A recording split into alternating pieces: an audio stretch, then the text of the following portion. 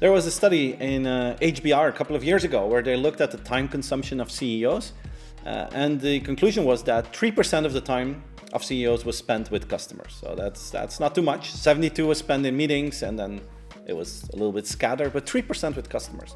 So what I really hope in 2024, what will happen is that many CEOs themselves become friction hunters, that they try out their own products in a very in-depth structural way, and that by doing so, that they don't come up with a bunch of new strategic projects, but that they come up with small changes with a significant impact.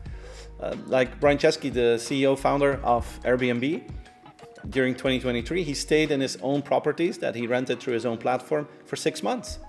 And he discovered a whole bunch of things that he wasn't aware of. And he came back in the office and said, these are 50 things we need to change. All small things, but it will have a significant impact. And you see this more and more. If you go through your own processes, if you try out everything yourself, you always bump on things that you say, well, this doesn't make sense.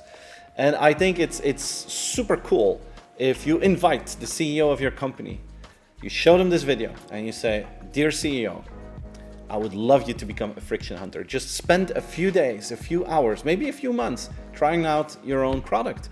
If you have stores, if you're in retail, go to the store for 2 weeks or 1 day every 2 weeks or something like this. If you're in food, make sure you try out all your own products and that you go through all ordering mechanisms that you have. If you're in a bank, that you try out all these things yourself.